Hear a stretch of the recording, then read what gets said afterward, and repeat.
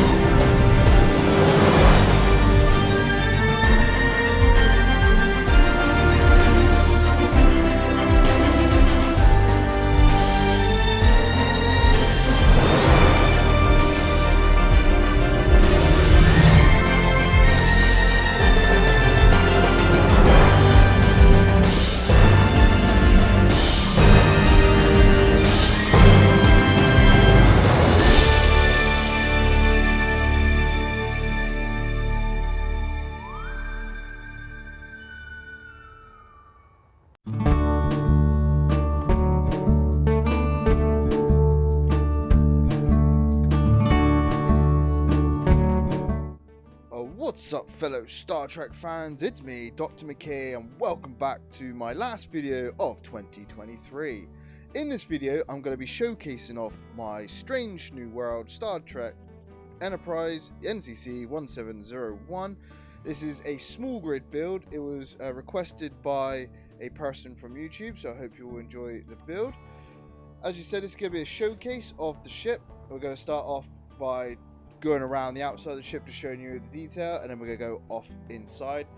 I don't know how long this video is going to be, but if you enjoy the content, feel free to hit that like button. Don't forget to comment your thoughts and subscribe, and don't forget to check out the description where you'll find a link to mod.io where you can download this ship for your Space Engineers game. Right, so firstly, this, like I said, this is a small grid build. It's larger than the NX-02 refit I recently done, but generally kept keeping it, like, you know, along the same lines in aesthetics. So we'll start off with the source section. This ship, I haven't like put a ton of weapons on. I've just put 2 auto cannons on the top and 2 like artillery cannons on the bottom as for your forward weapons, and we do have a rocket pod there for your photon torpedoes and a rear rocket launcher as well for your rear. You can obviously customize it to your liking, so you can add as many weapons as you want. Just remember to plumb it up, and I'll show you how to when we get inside. I've made it so you can. So the source section is pretty detailed. I tried my best to get the shape. I think I did a pretty good job of the source section, trying to make sure it's like a saucer, as well as it being this funky angle that the Constitution class likes to have. It always has a sharp angle going down. On top we have obviously raised elevation for the coning on the top, and then we have a glass dome overlooking the bridge in there. That's basically the top, and we do have an access door to the bridge for quick access, and we have our impulse engines on the back of the source section as it is in the show. Next we'll come to the bottom, and we just got this little bump here just to simulate the bottom bump, as well as we got our red lights and our green lights along with the registration on the saucer. And obviously we have the name which you saw at the beginning, USS Enterprise NCC 1701. This is the first Constitution class Enterprise. It's from Strange New World, so it's not got any A's, B's, C's or D's. This is captained by Christopher Pike and not Captain Picard. Captain Picard? My bad. Don't hate me. Don't hate me.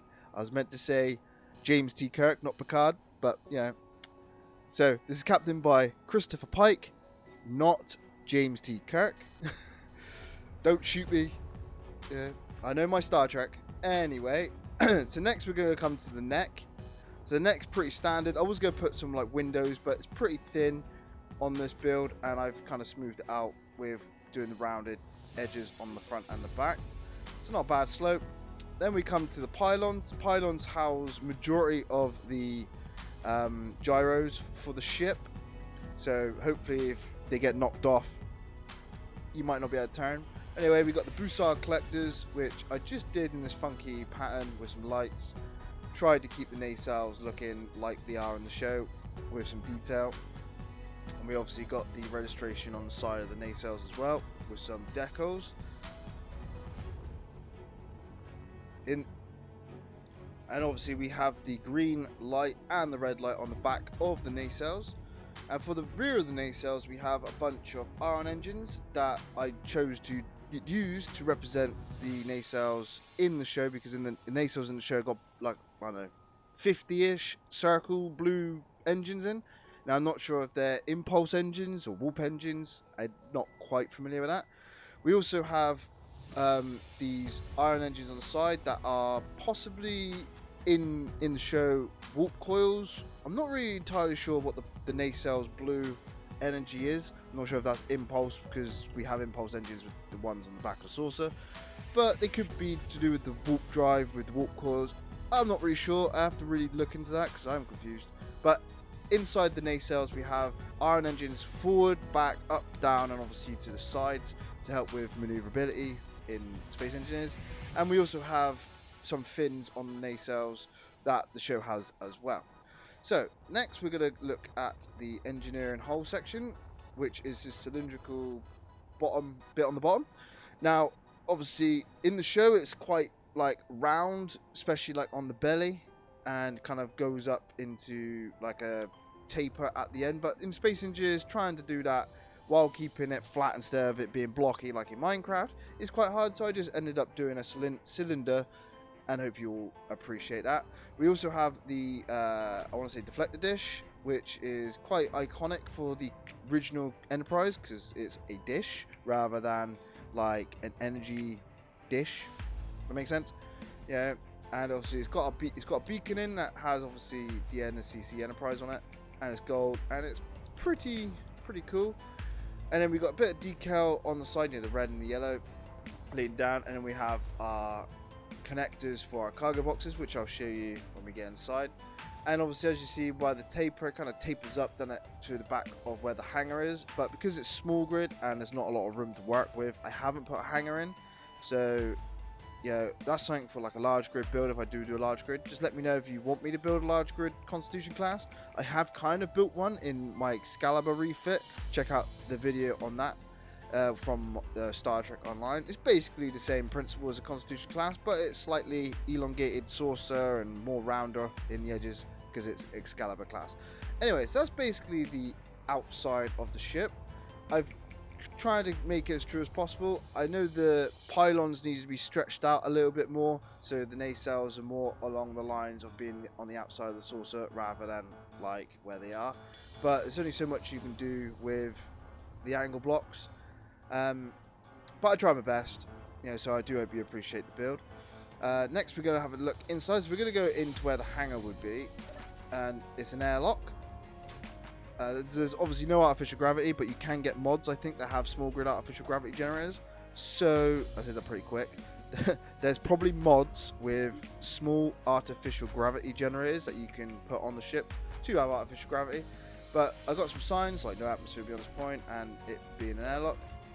And obviously we come inside, and this is just like the armory. You have a bunch of like weapons on the walls. It's airtight in here. Fortunately though, the bridge isn't airtight. I can't figure out why, so if you guys can figure that out, that'd be much appreciated. If I can close this door. Alright, so yeah, this is the armory. So we come up here, and we don't have any stairs in small grid, so if there is small grid stairs that you can download via mods, feel free to do so and put them in. It may make the ship feel a little better.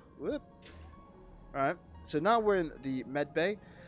which is in the top section of the engineering sections. I've left a little thank you note there, so you can read that when you download it. But we got like medical science, cryopods. There's 6 of them, and we have our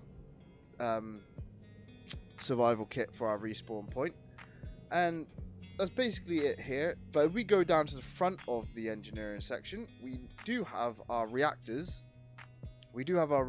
Where you can also place a small grid jump drive on top of the scaffold there. So if you play with mods and you want this ship to be able to jump, you can obviously add your small grid jump drive onto that scaffold section, so you can travel the stars or between planets. Just a couple other signs, engineering, but I didn't know what quite else to do here, but I think I did a pretty good job. As we come down into the cargo hold, we have 3 large cargo boxes. Now you can add more or less, it's completely up to you, but I thought 3 will do for me, because we are at 110,000 PCU. So yeah, we're short on PCU here for some players, and obviously they're connected to the outside connectors. All the connectors are connected via these conveyor tubes, or even into the source section, so you shouldn't have to worry too much about managing that for survival. And we do have oxygen tanks and H2O2 generators at the back. They're all connected, so we should have supply of oxygen. There is no hydrogen, but you're more than welcome to add hydrogen if you want it to land on planets. You just have to mod the hell out of it, which you're welcome to do so. So that's the engineering section. Now we're going to head up into the source section via the neck, which is up here. We've got a little sign saying to bridge. So we come up into the neck. Again, we just got these little engineering hatches. I think they're a pretty cool feature. They're just cosmetic only. And as we come up, we're now into the source section. Now, the source section, I wanted to kind of have the feel of the show, but there's so much you cannot do with small grid than you can with large, so I did my best. But yeah, we have our airlock that you saw on the outside of the saucer that leads up on the outside. So this is your quick entry if you don't want to go through the entire engineering section. And obviously we have access tubes, well, just access to the outer sides of the source section. Now here is where you can access the weapons. So if you wanted to put more weapons in the source section, as long as you put them on the outside edge and watch out for your ion engines, you can do what I've done here, and then you can add conveyor tubes to your weapons. So those lead down to the bottom cannons, and those lead to the top cannons. So you can add many more cannons and then add the conveyor tubes along the way. So there's plenty of customizing you can do with the ship, and the same goes for around back here. All we got, if I press the right button, all we got around here are just the impulse engines, so you can add a few more bits. So enough of that bit. Now we're going to go into the cream of the crop, which is the bridge, and this is where you would control the ship with you and your friends. I tried to keep the bridge kind of similar to the show, so when you walk in you got a couple of handrails each side, the captain's chair in the middle, and we got a bunch of like workstations littered amongst the outside of the section. So we got, instead of having chairs, I just thought I'd put like benches because they don't really function much as anything else. Captain's chair in the middle, we have our window that leads up outside and our lighting. We have our helm on the left, which is the master or main cockpit. This is the only one that can control the ship. And then we have our tactical station with targets and stuff, so you can probably control like weapons manually from here. And then right at the beginning we have just a rundown of what the ship is. It's the NCC 1701 Enterprise, Strange New World, small grid, PCU 110,092, 2 top 4 cannons, 2 bottom 4 cannons, 1 fore rocket pod, 1 aft rocket pod, light armor blocks, the all ion engines, and can place a small grid jump drive in engineering. So it's all pretty well like replicated as best as I can from the show with the limited capability that the small grid allows me to do. And we're just going to give it a quick test drive to show you the maneuverability of the ship. So we'll just zoom out a little bit. Alright, so it goes pretty quick. So we're going from like 0 to let's have a look, 50 meters a second, probably like a meter a second, every couple seconds. gyros are pretty decent for controlling the ship. And it just works pretty well as a Star Trek ship. Not much else I can really say about it. I haven't tested out the weapons and the durability of the ship, but it's small grid, light armor. It's probably going to be beaten pretty severely unless you equip a shit ton of weapons and a shield generator. If we can get shield generators on Xbox, I have no idea. But yeah, it's pretty well maneuverable. But what I'll do quick before I leave you is I'll spawn in the NX-02 just to give you a size comparison so you can full on appreciate this size.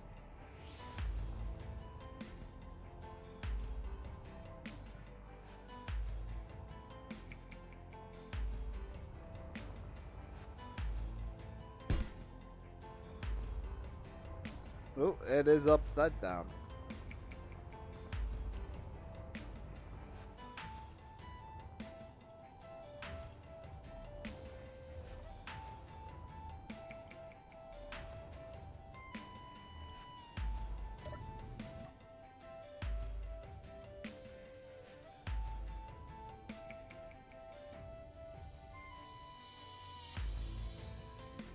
There we go.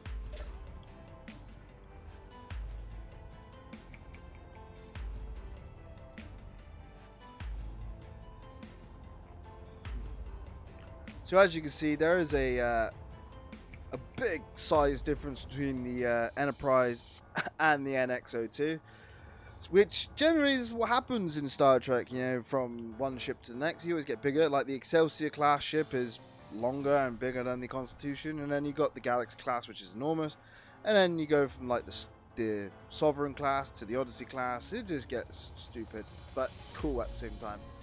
Well, there we have it then, guys. That is going to be it for my Star Trek Strange New Worlds Enterprise build. I hope you all enjoyed the video and enjoyed the build. If you have any other build requests, feel free to drop them in the comments below. And if you enjoyed the content, feel free to hit that like button. Don't forget to comment and subscribe.